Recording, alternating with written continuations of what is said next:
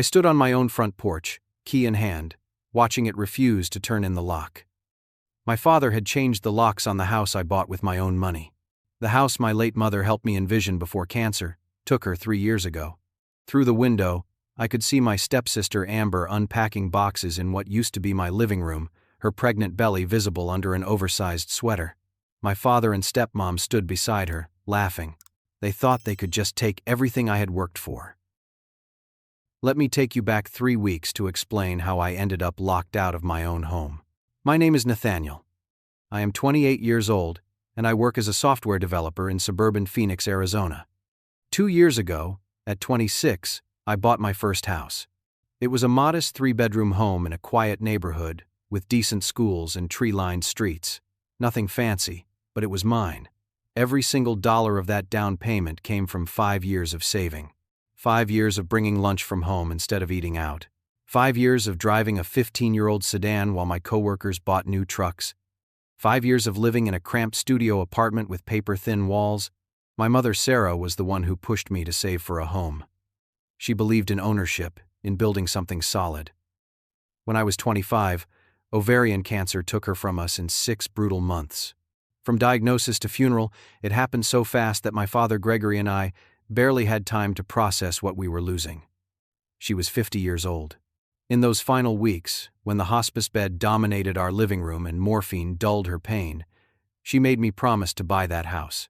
She made me swear I would not waste my life renting, making someone else rich. I kept that promise. 18 months after we buried her, my father remarried. Her name was Patricia.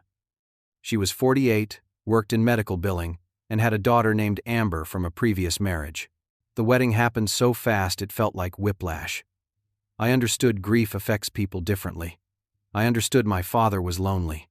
But watching him dance with Patricia at their small courthouse reception while I still kept my mother's coffee mug unwashed in my kitchen cabinet felt like betrayal. I tried to be supportive. I showed up for family dinners. I made small talk with Patricia about her job and her hobbies. I even tried bonding with Amber, who was 24 and had dropped out of community college after 2 semesters. She was pleasant enough, if a bit aimless. She worked part-time at a retail store and lived with Gregory and Patricia in the house where I grew up. 3 weeks before I found myself locked out of my own home, my father called me on a Tuesday evening. I was working on a coding project, music playing through my headphones, when his name flashed across my phone screen. He got straight to the point. Amber was pregnant. The father was a guy named Derek who she had been dating for 4 months. When Derek found out about the baby, he vanished. Blocked her number. Moved out of his apartment. Just gone. Amber was devastated and terrified. Patricia was beside herself with worry. They needed help. Specifically, they needed me to let Amber stay at my place temporarily. Just for 2 weeks, Gregory promised. Just until they could figure out a longer-term solution. Maybe help her apply for assistance programs, find affordable housing, that sort of thing. I hesitated. My house was my sanctuary. I had finally arranged everything exactly how I wanted it. My home office was perfectly organized. My routines were established. But this was family. This was my stepsister facing single motherhood with no support system beyond her mother and my father. I said yes. 2 weeks maximum. Patricia called me within an hour, her voice dripping with gratitude. She thanked me over and over, calling me an angel, saying she always knew I had a good heart. Something about her tone made my skin crawl, but I pushed the feeling aside. She was just a worried mother.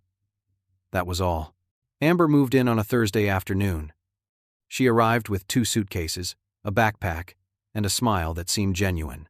She thanked me quietly, promised not to be any trouble, and settled into my spare bedroom. The first few days were fine.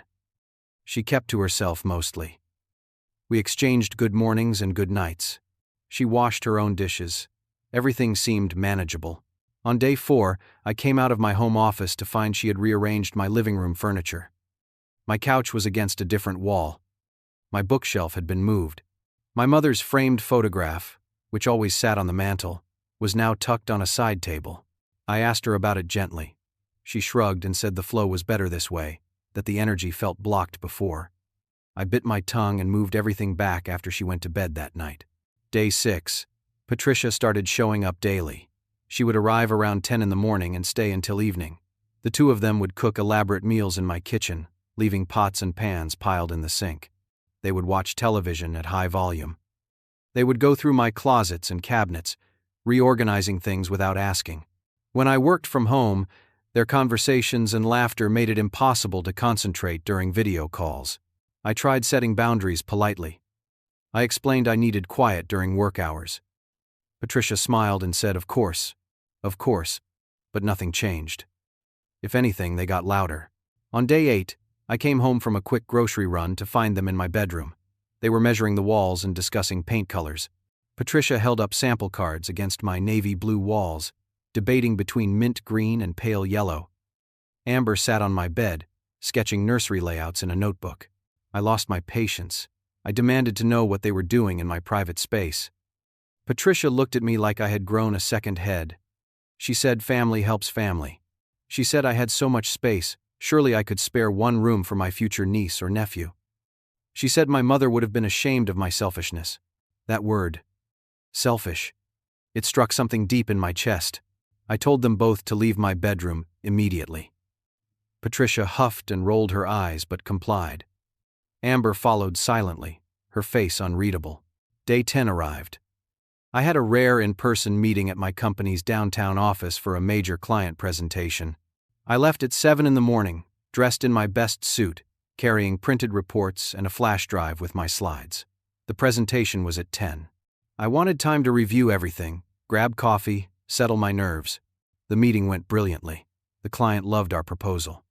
My boss shook my hand and suggested we celebrate. Several of us went to lunch, then grabbed drinks afterward. By the time I left the office, the sun was setting.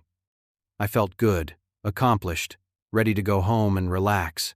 I pulled into my driveway at 9 p.m. and immediately knew something was wrong. All the lights in my house were on. My father's truck sat in the driveway alongside Patricia's sedan. Through the front window, I could see all three of them sitting at my dining table with papers spread between them. I walked to my front door and slid my key into the lock. It did not turn. I pulled it out, checked to make sure it was the right key, tried again. Nothing. The lock had been changed. I knocked. Patricia answered, her face a mask of false sympathy. She spoke through the gap in the door, not opening it fully. She said they needed to talk, but now was not a good time. Amber needed stability for the baby. I had made my feelings about helping her very clear. They had made other arrangements. I pushed past her into my own home. Gregory and Amber sat at the table with what looked like a handwritten contract between them. My father would not meet my eyes. Amber stared at her hands. I demanded to know what was happening. Patricia crossed her arms and said they had drawn up an agreement, a simple transfer of property. I would gift the house to Amber so she and the baby would have a secure place to live. It was the right thing to do. It was what family did. I laughed. I actually laughed because the absurdity was too much. I told them absolutely not. This was my house. I bought it. My name was on the deed. They had no right to even suggest such a thing. Gregory finally spoke. His voice was quiet, disappointed. He said my mother would have wanted me to help my sister. He said I had become hard and selfish since her death. He said he did not recognize his own son anymore. Those words hit harder than any physical blow could have. But I held firm. I told all three of them to leave my house immediately. I gave Amber until the end of the week to find somewhere else to stay. Patricia started to argue, but I cut her off. I pointed at the door and told them to get out. They left. Slowly, reluctantly, but they left. Amber grabbed a few things and walked out without a word. Patricia glared at me like I was something she scraped off her shoe. Gregory paused at the door, opened his mouth like he wanted to say something, then shook his head and followed his wife. I locked the door behind them. The deadbolt I still had a working key for. I stood in my living room, adrenaline pumping, hands shaking. My phone buzzed with a text from Patricia. It was a single sentence. You will regret this. I did not sleep that night.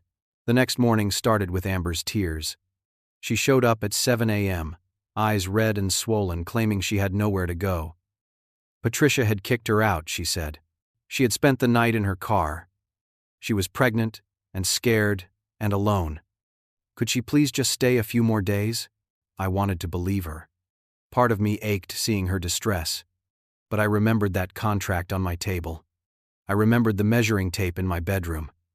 I told her no. She had 3 days to find alternative housing. I would help her look online for apartments, connect her with social services, whatever she needed. But she could not stay here. She left crying. Patricia called within the hour. Her voice was ice. She said I was kicking a pregnant woman out onto the street. She said I was heartless. She said she would make sure everyone knew what kind of person I really was. Then my father called. He did not yell. That would have been easier. Instead, his voice carried deep disappointment. He said he thought he raised me better. He said my mother would be ashamed. He said he needed time to think about our relationship. I told him he had made his choice when he changed my locks. He hung up on me. I had a crucial client presentation that afternoon. The same client from the day before wanted to see our implementation timeline and cost breakdown. This was a 6-figure contract. I could not miss it. I showered, put on my professional mask, and drove downtown. The presentation went well. The client signed. My boss was thrilled. Several coworkers suggested we celebrate. I stayed late, drinking terrible office coffee and pretending everything was fine.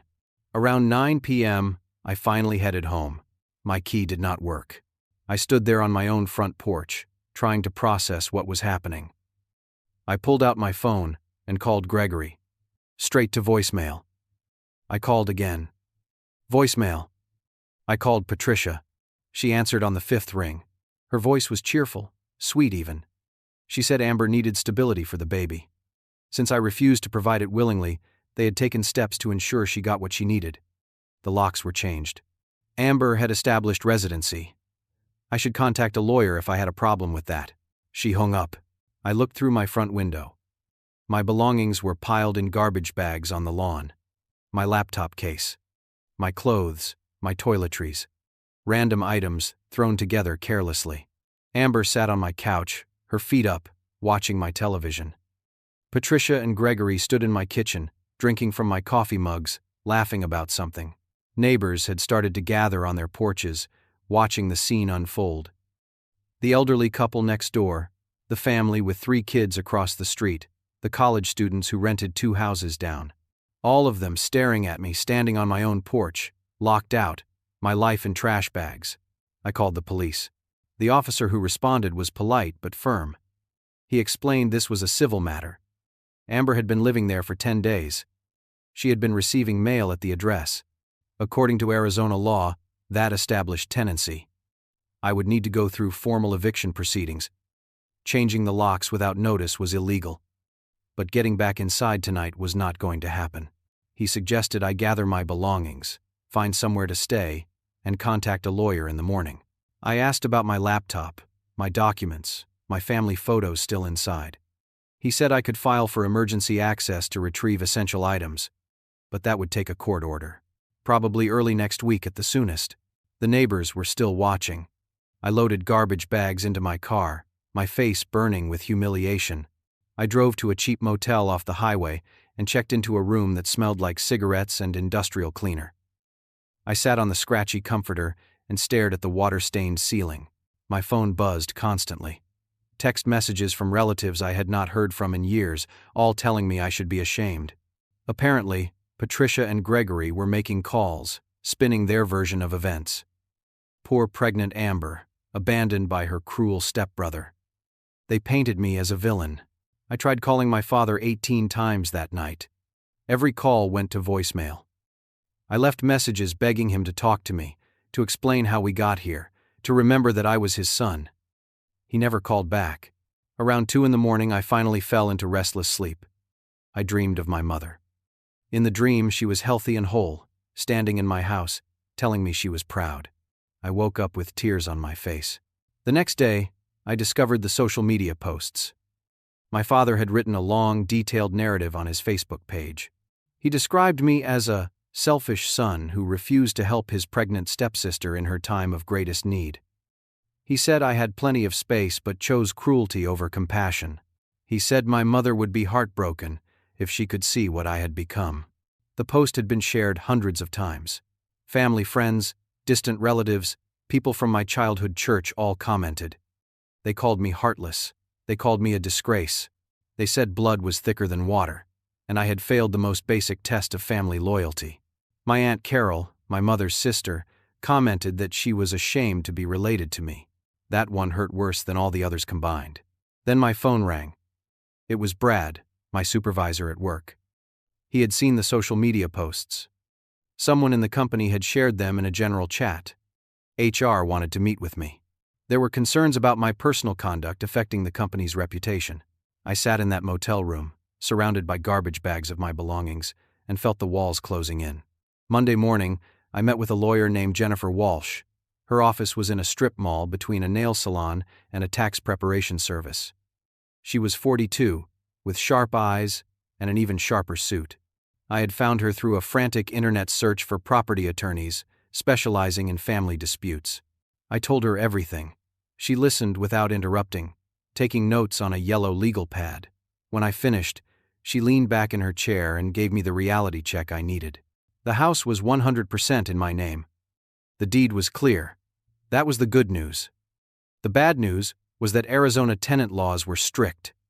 Amber had been receiving mail at the address. She had been living there for 10 days. That established residency, even without a formal lease. I would need to file for eviction, which would take 30 to 60 days minimum. The illegal lockout gave me grounds for emergency relief, but getting a judge to grant immediate possession was not guaranteed. Cost estimates made my stomach turn. $3,000 to $5,000 in legal fees, possibly more if they fought hard. Court costs, filing fees, process servers. I had about $8,000 left in savings after buying the house and furnishing it. This would drain me. Jennifer said she would file an emergency motion for immediate possession based on the illegal lockout. We had a strong case, but I needed to prepare for a fight. She filed the paperwork that afternoon. Meanwhile, Patricia and Gregory hired their own lawyer, a guy named Stephen Ross, who specialized in tenant rights. They filed a counter motion claiming Amber had legitimate tenancy and that I had verbally agreed to let her stay indefinitely. Their evidence was text messages where I said things like, "You can stay here and make yourself comfortable." They conveniently left out the context and the 2-week time limit I had explicitly stated in phone calls. Patricia produced a series of text messages that, when read without context, made it look like I had invited Amber to live with me long term. She had saved every casual message, every polite response, and weaponized them. The HR meeting at work was worse than I expected. I sat in a windowless conference room with Brad and a woman from Human Resources named Diana. They showed me printouts of the social media posts. They explained that several clients followed employees on social media. The company had a reputation to maintain. While they understood this was a personal matter, the public nature of the accusations was concerning. Brad suggested I take paid leave until the situation resolved itself. "Just a week or two," he said. "Let things cool down." I refused. I said I had done nothing wrong. I said taking leave would be admitting guilt I did not carry. I said I needed to work, needed the distraction, needed the normalcy. Diana exchanged a look with Brad. They said they would revisit the conversation later. For now, I could continue working, but I needed to keep my personal life separate from my professional responsibilities. Walking back to my desk, I felt eyes on me. Coworkers who used to chat with me by the coffee machine suddenly found reasons to look away. Whispers followed me down hallways. Sarah from accounting, who always asked about my weekend plans, crossed to the other side of the hall to avoid passing me. My reputation was destroyed. The first court hearing was scheduled for 2 weeks out. In the meantime, I was essentially homeless. My college friend Marcus offered to let me stay with him. He lived in a cramped 1-bedroom apartment in Tempe, working as a graphic designer. I slept on his couch, my garbage bags of belongings piled in a corner by his dining table. Marcus was a good friend. He never asked questions I was not ready to answer. He bought extra groceries and pretended it was stuff he already had. He stayed up late playing video games with me when sleep would not come. But his apartment was tiny, and I felt like an imposition. Every day, I drove past my house. I could not help myself. I needed to see it, even though every glimpse felt like a knife to the chest. Amber had hung curtains in my master bedroom window, pale pink curtains with little white flowers. Patricia's car was always in the driveway. Sometimes Gregory's truck, too. They had moved in completely. My lawn, which I had always kept neatly trimmed, was growing wild. Mail piled up in the box. The flower beds my mother and I had planted together 5 years ago were overrun with weeds. I called my mortgage company to explain the situation. The customer service representative was sympathetic but clear. The mortgage was in my name. Payments were my responsibility. It did not matter who was physically living in the house. If I missed a payment, I would face foreclosure. I paid that month's mortgage from my dwindling savings and felt sick. 1 week before the court hearing, I received a certified letter. I had to sign for it at the post office. My hands shook as I opened the envelope. Inside was a bombshell that made everything before seem like a warm-up act. Patricia's lawyer had filed a quitclaim deed with the county. The document, dated 2 weeks prior, appeared to show that I had signed over ownership of the house to Amber. The signature looked similar enough to mine that someone not paying close attention might believe it. The document had been notarized by someone named Robert Chen. I had never met Robert Chen. I had certainly never signed any deed. The letter explained that I had voluntarily transferred the property, but was now experiencing seller's remorse. It painted me as someone trying to back out of a legal commitment. If this document held up in court, I would lose everything. I called Jennifer immediately. She told me to come to her office right away. Sitting across from her desk, watching her examine the forged document, I felt reality slipping sideways. Someone had not just locked me out of my house. Someone had created fraudulent legal documents to steal it permanently. Jennifer's jaw was tight. She said this changed everything. This was fraud, criminal fraud. She would file a motion to challenge the deed's validity immediately and demand a handwriting analysis. But in the meantime, the document was filed with county records. It existed in the official system. I asked how this could happen. How could someone forge a notarized document and file it with the county? Jennifer explained that notaries were supposed to verify identity and witness signatures. But the system relied on trust. If a notary was corrupt or careless, fraudulent documents could slip through. It happened more often than people realized. She looked up Robert Chen in the state database. His notary commission had been revoked 3 months earlier for fraudulent notarizations. But the stamp used on my forged deed was his legitimate one from before his license was pulled. Someone had planned this. This was not a spur-of-the-moment decision. This was calculated, premeditated theft. Jennifer said we needed to report this to the police immediately. This was beyond civil court now. This was criminal. I left her office feeling like I was drowning. Jennifer filed the fraud complaint that same day.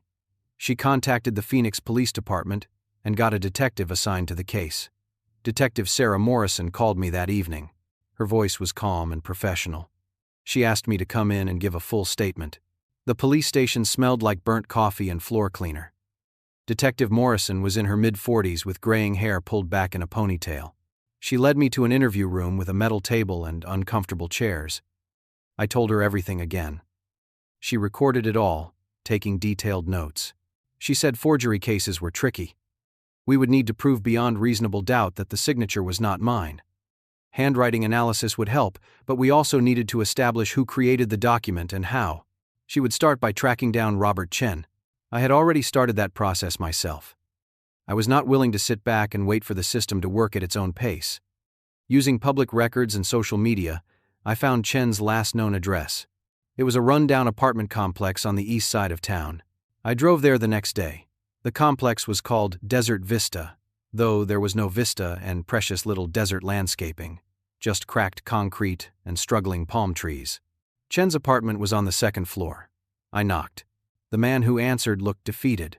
Robert Chen was maybe 35, unshaven, wearing a stained t-shirt and sweatpants. When I introduced myself and mentioned the notarized deed, his face went pale. I told him I knew he had lost his license. I knew the notarization was fraudulent. I said I was not there to threaten him. I just wanted the truth. He invited me inside. The apartment was sparse. A futon, a folding table, a television on a cardboard box. He offered me water from a plastic pitcher. I declined. Chen sat on the futon and told me everything. He had lost his notary commission after he got desperate for money and notarized documents without properly verifying identities. He needed cash fast to pay off gambling debts. After his license was revoked, he was broke and unemployed. Collection agencies called daily. 2 months ago, a woman named Patricia contacted him. She said she needed a small favor. She had a quitclaim deed that needed to be notarized and backdated by a few weeks. She offered $2,000 cash. Chen knew it was wrong. He knew it was illegal. But he was facing eviction, and his utilities were getting shut off. He agreed. Patricia brought him the deed already filled out with my forged signature. Chen used his old notary stamp, the one he was supposed to have surrendered. He backdated it and signed. Patricia paid him in 20s and 50s from an envelope. She told him never to contact her again. I asked if he would testify. Chen's eyes filled with tears.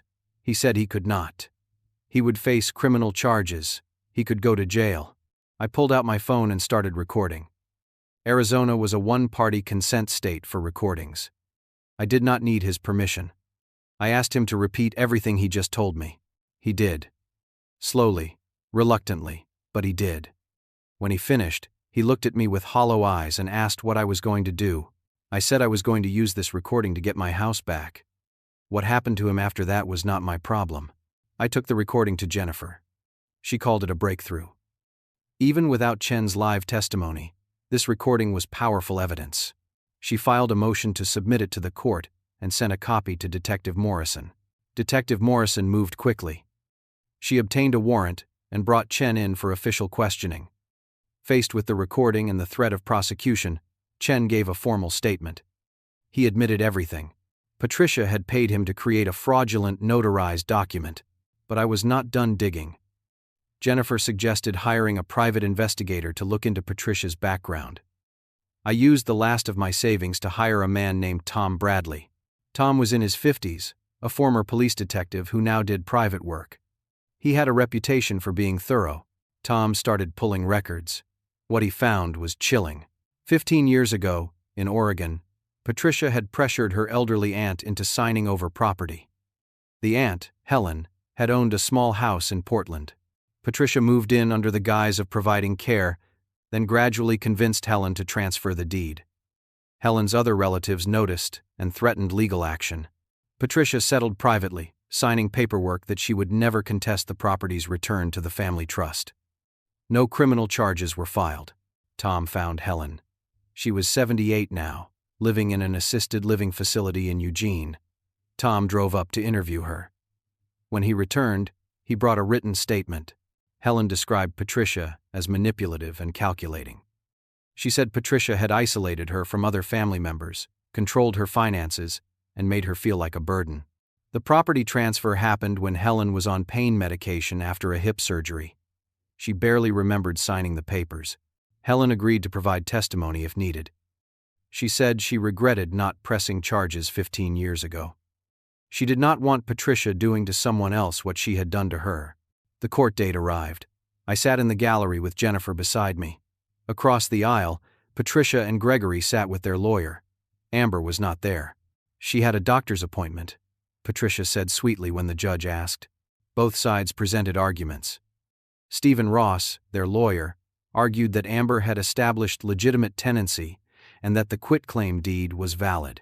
He painted me as someone who made emotional promises then tried to back out when inconvenience set in.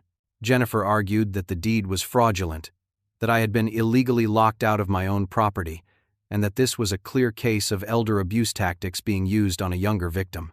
The judge was a woman in her 60s, with sharp eyes and no patience for nonsense. She reviewed the quitclaim deed, listened to both arguments, and ordered an immediate handwriting analysis. She also granted me supervised access to retrieve essential documents and clothing from the house. Patricia and Gregory sat stone-faced through the entire hearing. 2 days later, I went to my house with Jennifer and a sheriff's deputy. Patricia answered the door with a tight smile. She let us in with exaggerated politeness. The place looked different. Amber had made it hers. My furniture was rearranged again. Her belongings were everywhere. The spare bedroom was now filled with baby items. My master bedroom had those pink curtains and a crib being assembled in the corner. I gathered my laptop, external hard drives, important documents, and some clothes. The deputy watched to make sure nothing escalated. Patricia followed me around making snide comments about how I could have avoided all this by just being a decent person. As I was packing my laptop bag, I remembered something. My home security system. I had installed cameras when I first bought the house. Front door, back door, living room. The footage uploaded automatically to cloud storage. I had honestly forgotten about it in the chaos. I did not mention it to Patricia. I just finished gathering my things and left. That night, in Marcus's apartment, I logged into the cloud storage account. Months of footage were stored there. I started scrolling back to the days before Amber moved in. What I found made my blood run cold. 3 days before Amber moved in, my father and Patricia came to my house while I was at work. I had given Gregory a spare key years ago, when my mother was alive, in case of emergencies. He had never returned it. The footage showed them walking through my house, taking measurements, discussing room layouts. But it was the audio that destroyed me. Gregory's voice was clear. Once she establishes residency, we can claim tenant rights. The forged deed is our insurance policy. He will never be able to prove it is fake before we drain him dry in legal fees. Patricia's response was equally damning. Amber deserves this house more than he does. He is not even my real son. They had planned everything. The temporary stay request was bait. The whole setup was designed to steal my house from the very beginning. I watched the footage 3 times, crying harder each time. My father. My own father. The man who taught me to ride a bike and came to my high school graduation and held my hand at my mother's funeral. He had conspired to rob me. I called Jennifer immediately. It was 10 p.m. She answered anyway. I told her what I had found. She said to send her the footage right away. This was the evidence we needed. This was proof of conspiracy. Jennifer contacted Detective Morrison first thing in the morning. I sent the full video files through a secure file transfer. Jennifer called me 2 hours later, her voice tight with controlled excitement. The video was damning. Crystal clear conspiracy to commit fraud. Detective Morrison obtained arrest warrants. The arrests happened on a Thursday afternoon. I was at work when Jennifer called to tell me. Gregory and Patricia were taken into custody at my house. They were let out in handcuffs in front of neighbors who had watched me get locked out weeks before. The local news picked up the story that evening. Father and stepmother arrested for attempting to steal son's house through fraud and forgery. The footage of them being walked to police cars went viral on social media. Within hours, the narrative had completely flipped. The same relatives who called me heartless were now posting apologies. My Aunt Carol sent a long message saying she was sorry for judging without knowing the full story. Family friends who had shared Gregory's original post were now sharing news articles about the arrests. The comments section on the news stories was overwhelming. People were outraged on my behalf. They called Patricia and Gregory criminals. They said I had shown incredible strength. They shared their own stories of family betrayal. My work email inbox filled with messages from coworkers. Apologies for the cold treatment, offers of support. Brad sent a message saying HR wanted to formally apologize and that my job was completely secure. Diana from Human Resources called me directly. She said the company stood behind me and regretted any implication otherwise. She said if I needed time off to deal with legal proceedings, it would be fully paid and would not count against my leave balance. But the best moment came that evening. My phone rang. Unknown number. I almost did not answer. It was Amber. She was crying so hard I could barely understand her. She said she was sorry. She said she did not know about the forged documents. She said her mother told her I had agreed to give her the house, and she believed it because why would her mother lie? I did not believe her. Not completely. But there was something in her voice. Genuine fear, maybe. Or the dawning realization of what her mother had done. She said she was alone in the house. Gregory and Patricia were still in custody. She did not know what to do. I hung up and called Jennifer. She said the judge had issued an emergency order returning full possession to me immediately. Amber had 48 hours to vacate. Gregory and Patricia were released on bail the next day, $25,000 each posted by Patricia's sister. They were forbidden from contacting me or coming within 500 feet of the property. My father tried anyway. He called from Patricia's phone, thinking I would not recognize the number. He left a voicemail. His voice was broken, desperate. He said he was sorry. He said Patricia convinced him this was the right thing to do. He said he was grieving and confused and made terrible choices. He begged me to forgive him. I listened to the voicemail 3 times. Then I deleted it. The handwriting analysis came back. The signature on the quitclaim deed was definitively not mine. The expert report highlighted over a dozen inconsistencies. Letter formations, pressure points, flow patterns, all wrong. The county records office immediately red-flagged the document as fraudulent. 2 days before Amber's deadline to move out, my phone rang again. This time, it was a man who introduced himself as Richard, Amber's biological father. He had seen the news coverage. He lived in Tucson, about 2 hours south. He and Amber had not spoken in 8 years. He wanted me to know something about his daughter and his ex-wife. We met for coffee. Richard was in his early 50s, a high school teacher with tired eyes. He told me a story that made everything click into place. 8 years ago, when Amber was 16, she accused Richard of abuse. She claimed he hit her, screamed at her, made her life unbearable. Patricia backed up every claim. They went to police, to counselors, to lawyers. Richard's life was destroyed. He lost friends, professional reputation, nearly lost his job. The investigation found nothing. No evidence, no witnesses, no medical records. Child Protective Services closed the case. But the damage was done. Amber refused to see him. Patricia got full custody and moved to Arizona. Richard later learned the truth from Amber's therapist, who felt ethically compelled to break confidentiality given the circumstances. Amber had fabricated the entire thing. She wanted to live with Patricia full-time because Richard had rules and expectations. Patricia encouraged the lies because she wanted to hurt Richard after their bitter divorce.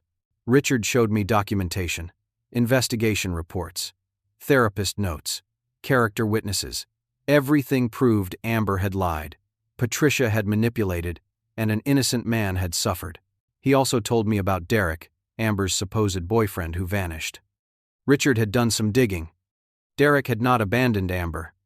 He fled because she became obsessive and controlling. She had talked about wanting a baby to have someone who would love her unconditionally. Derek suspected she had tampered with birth control.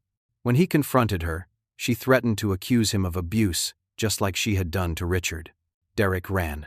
Richard gave me copies of everything. He said he wished he could repair his relationship with his daughter, but Patricia had poisoned that well beyond repair.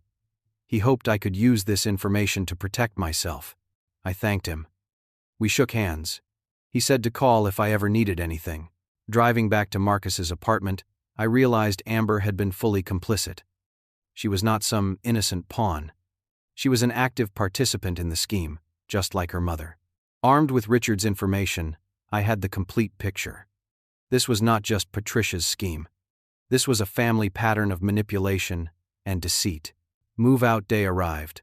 I brought Jennifer and a police escort. We pulled up to my house at 9 a.m. Amber's car was in the driveway. So was Patricia's, despite the restraining order. I called it in immediately. Police arrived within minutes. Patricia came out arguing. She said she was just helping her daughter move. The officer explained she was violating a court order. She could be arrested. Patricia got in her car and left, shooting me a look of pure hatred. Amber had barely packed. Boxes sat half-filled. Baby items were still scattered everywhere. She stood in the living room, 8 months pregnant, crying. I had arranged for a moving company. I also paid for 1 month at a storage unit. I was not heartless, despite what they had tried to make me. But I was done being a victim. The movers efficiently packed everything that was not mine. Amber's clothes, baby items, furniture she had brought. It took 4 hours. I handed her the storage unit key and information. She took it without looking at me. As she was leaving, she turned back. She said she was sorry.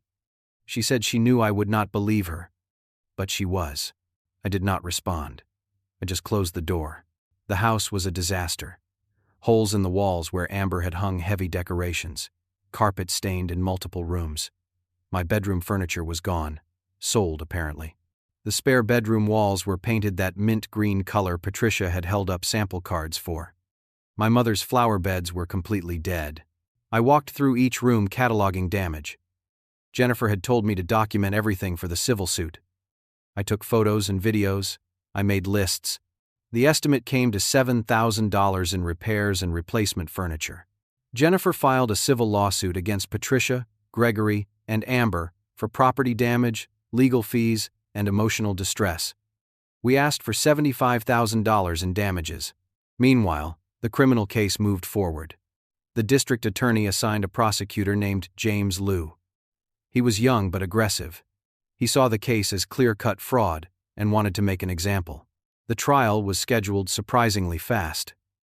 Detective Morrison had done thorough work. The evidence was overwhelming. Patricia's lawyer tried to negotiate a plea deal. James refused. He wanted this to go to trial. Gregory's lawyer took a different approach. He argued that Gregory was manipulated by Patricia, that he was grieving his late wife and vulnerable. He offered to testify against Patricia in exchange for reduced charges. The trial lasted 3 days. I sat in the gallery for all of it. Marcus came with me for support. So did Jennifer, even though she was not required to be there.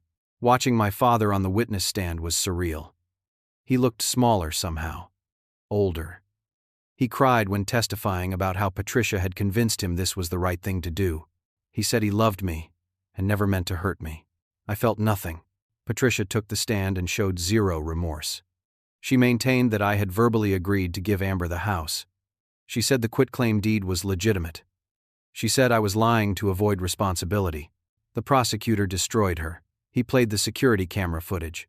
Patricia's face went white. The jury watched her and Gregory discussing their insurance policy and draining me of legal fees. Several jurors looked disgusted. Helen testified via video link from Oregon. She described what Patricia had done to her 15 years ago. The prosecutor established a pattern of behavior. Richard testified about Amber's history of manipulation and false accusations. That was harder to watch.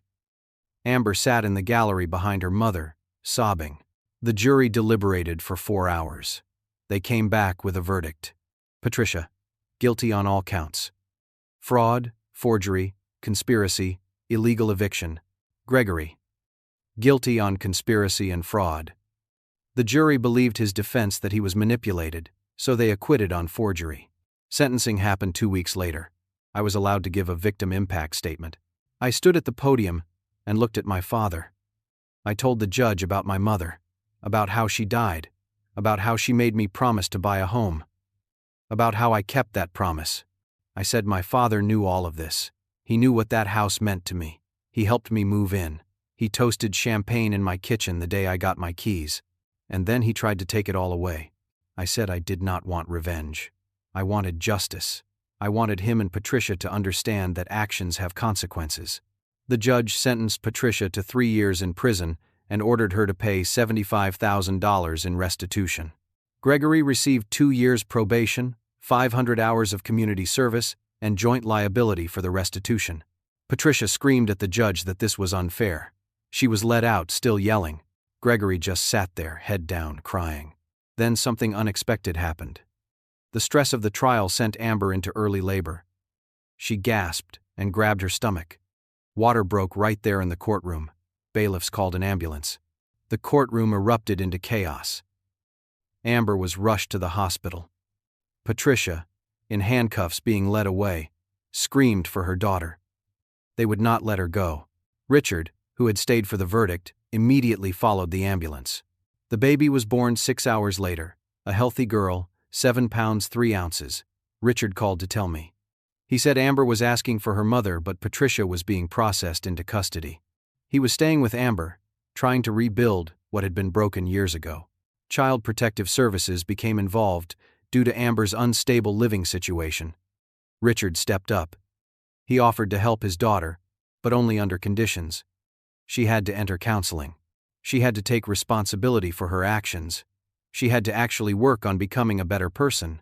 In a moment that Richard said felt like a breakthrough, Amber admitted everything. She knew about the forged deed. She went along with it because she believed I owed her for being more privileged. She apologized through tears and said she understood if I never forgave her. Richard told her forgiveness was not mine to give right now. She needed to focus on being a mother and fixing herself. Amber named the baby Grace. Richard said she chose it hoping for redemption and new beginnings. 3 months after the trial, my life finally started feeling normal again. I moved back into my house permanently. The first week, I used some of the restitution money to hire contractors.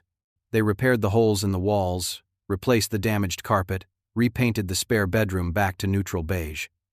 I bought new bedroom furniture, choosing pieces my mother would have liked. Marcus helped me every weekend. We painted together, assembled furniture, replanted the flower beds. He never once complained about me taking up his couch for weeks. He just showed up with coffee and terrible jokes and got to work. One Saturday afternoon, we finished hanging the last picture frame. My mother's photograph was back on the mantel where it belonged. I stood in my living room and felt something I had not felt in months: peace. I upgraded the security system, added more cameras, better locks, motion sensors. Some people might say I was paranoid. I called it learning from experience. Patricia began serving her sentence at the Arizona State Prison Complex in Perryville. I never visited. I never wrote. People asked if I felt guilty about that. I did not. She made her choices. I made mine. Gregory wrote me letters. Every month, like clockwork. Long letters full of apologies and regrets and pleas for forgiveness. He said he was in therapy. He said he understood what he had done. He said Patricia had taken advantage of his grief, but that did not excuse his actions. I read every letter. I never responded. After 6 months, I finally wrote back. One letter. I explained that trust, once broken this completely, could not be easily rebuilt. I did not hate him. I was not angry anymore. But I needed distance. Maybe someday we could have coffee as acquaintances, not as father and son. That relationship died when he changed my locks. He wrote back saying he understood. He said he would wait as long as it took. He hoped someday I could forgive him. I put the letter in a box with all the others and stored it in my closet. Maybe someday I would be ready. But not today. Amber completed her court-mandated counseling. Richard sent me updates occasionally. She was working on herself, he said, actually taking responsibility. The baby was healthy and beautiful. Amber was trying to be a good mother. She sent me a formal written apology letter. It was different from the tearful courthouse confession. This one was thoughtful, detailed, accepting full responsibility for her role in the scheme. She said she understood if I never wanted contact with her. She said she would spend the rest of her life trying to be better than she had been. I acknowledged receiving the letter. I did not forgive her, but I appreciated the honesty. Through Richard, I learned she named the baby Grace Helen. The middle name was for her great-aunt in Oregon, Patricia's victim from 15 years ago. Amber had reached out to Helen and apologized. Helen had been surprisingly kind, agreeing to video calls with her great-grand-niece. Small steps toward redemption, Richard said. He sounded cautiously hopeful. Work stabilized. The promotion I had been working toward before everything exploded finally came through. Brad told me I had shown incredible integrity under impossible circumstances. The company valued that. My coworkers who had avoided me during the scandal apologized. Most of them anyway. A few still seemed uncomfortable around me. That was okay. I did not need everyone's approval. 7 months after the trial, I met someone. Her name was Claire. We met at a coffee shop on a random Tuesday morning. She was reading a book I loved. I commented on it. We started talking. She worked as a pediatric nurse. She was funny and kind and had no idea who I was or what I had been through.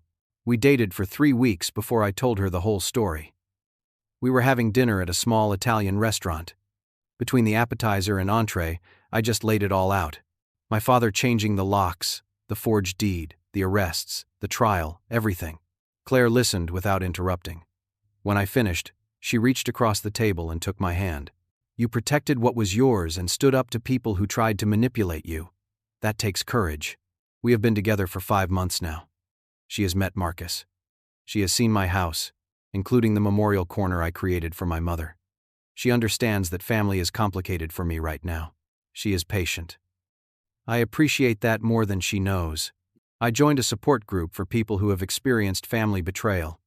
It meets Tuesday evenings at a community center downtown.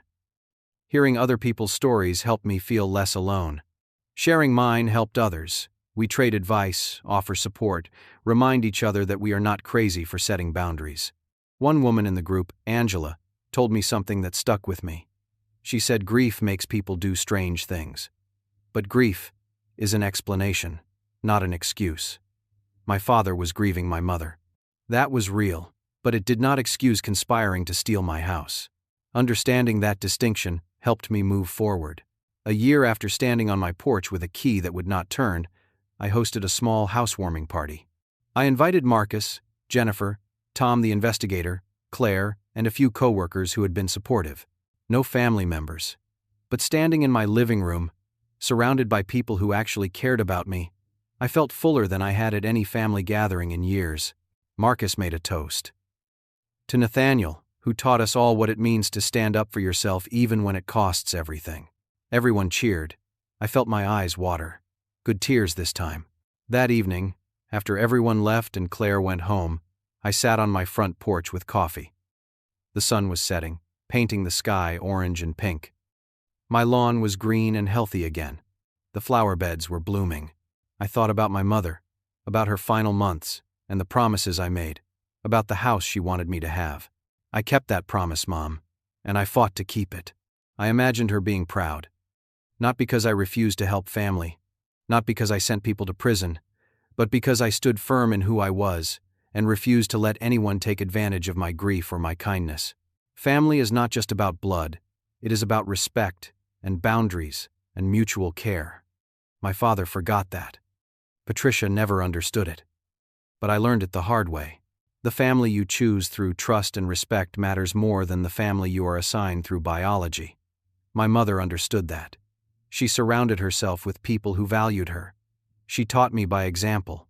I just had to learn it myself. Sitting there in the cooling evening air, I realized I had made it through. The worst had happened. I lost my father. At least the version of him I thought I knew. I lost thousands of dollars and months of peace.